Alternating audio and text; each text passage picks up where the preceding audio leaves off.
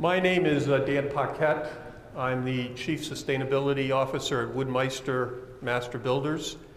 I'm also a member of the Rhode Island Builder Association Green Building Committee and the U.S. Green Building Council's Residential Advocacy Committee. And on behalf of both the Rhode Island Builders Association and the U.S. Green Building Council's Rhode Island chapter, I welcome you this afternoon to the Going Green Residential Building in Rhode Island seminar. There are two special guests here today that I'm happy to introduce. The first is the president of Bryant University, Rhode Makeley, who's here and is going to have a few opening comments and a welcoming gesture out to you all. And the other is a guest of mine that I take with me everywhere, which is Kermit the Frog, sitting up front there. Kermit, as you know, is famous from the old days of saying it isn't easy being green. And what we're hoping this afternoon is to show you that actually it is easy to be green. Thank you very much, Dan. When Dan called and asked if we would have an interest in hosting this, I said absolutely, because I think it's a very important aspect of where we're going in the country, and certainly for you all, it's very important to be educated, and that's what we're all about.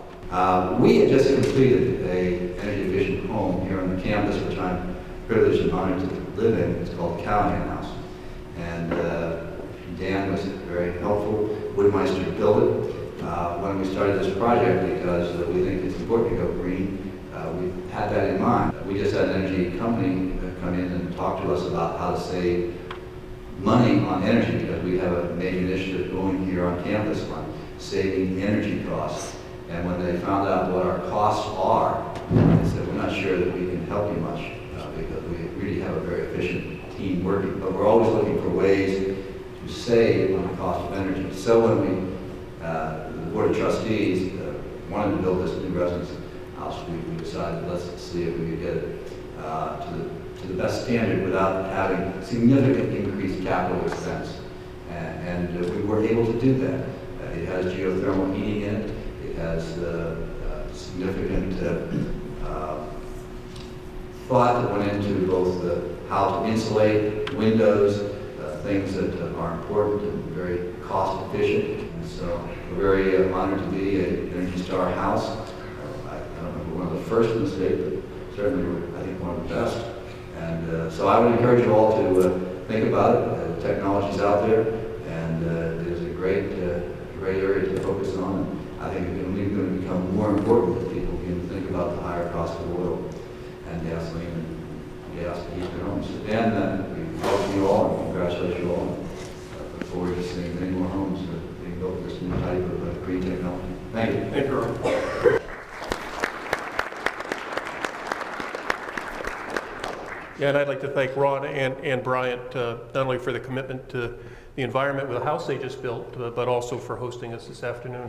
But we're here now to talk about the opportunity to actually build an environmentally responsible and certifiable home in the state of Rhode Island. The notion of what's a greenhouse is an important first place to start. A greenhouse, as evidenced by the little greenhouse here, is not a house that's been designed and somehow this green culture is imposed on it.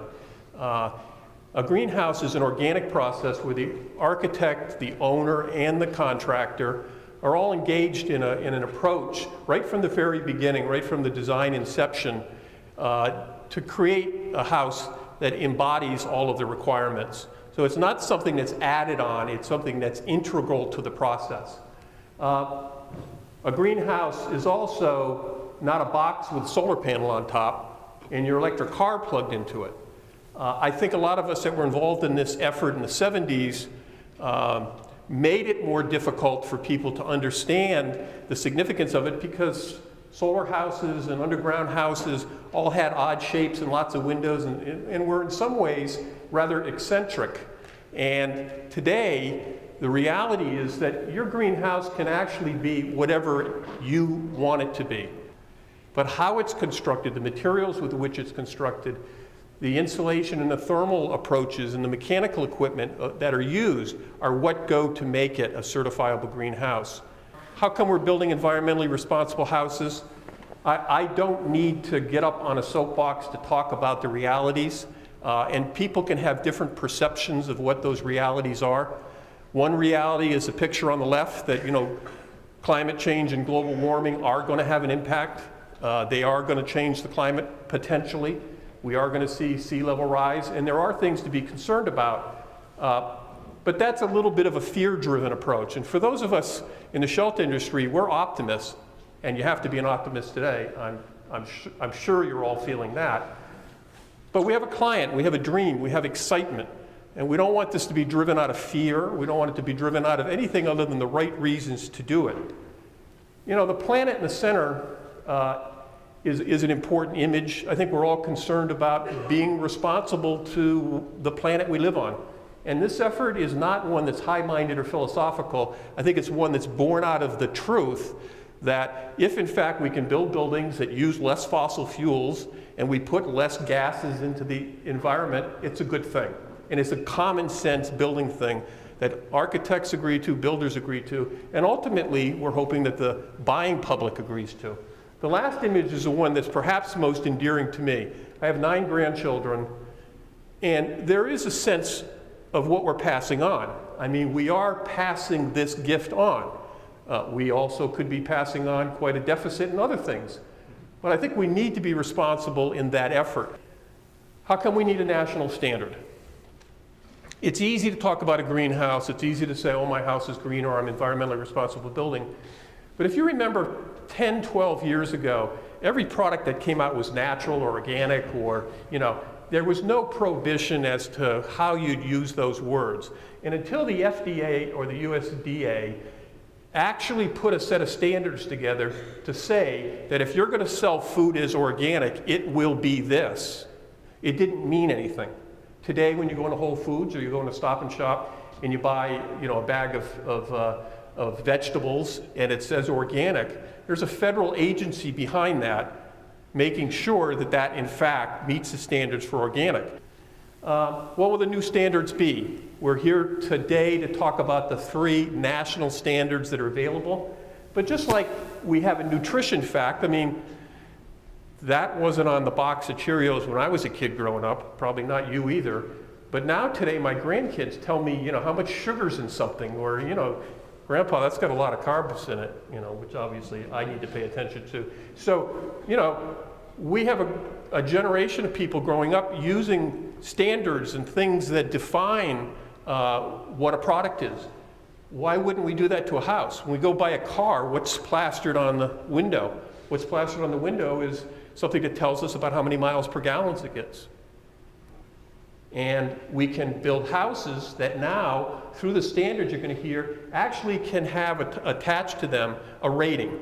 The HERS rating, the home energy rating system that John will touch on, actually rates that house in terms of how it is against the national standard, which is the International Energy Code. So one of the end products of this is you're going to be able to say, like I said to Ron, your house is 70%, or it has a HERS rating of 70, which means it's 30% better than the current energy code. The builders are involved in a significant way because we are the ones actually out there building in the residential environment. The architects have a new identity of calling themselves walking the walk. The federal government and the realtors, there are a few realtors out here. There's a whole generation of realtors now that are getting a designation called Eco Broker. The National Association of Realtors has a designation that you can go take classes. If you go west, where a lot of the influences that ultimately will be exposed to, there are builders building hundreds of greenhouses. There are realtors specifically and professionally positioned to sell those greenhouses. And the MLS listings out, if you go to Boulder, Colorado, or Bend, Oregon, or Santa Fe, New Mexico, the MLS listings actually list the energy benefits of the house. And if there's a rating, they actually show the rating. How come? Because a house that has a good rating 5 years from now may very well be worth more for all the obvious reasons than the house next door that doesn't have a rating.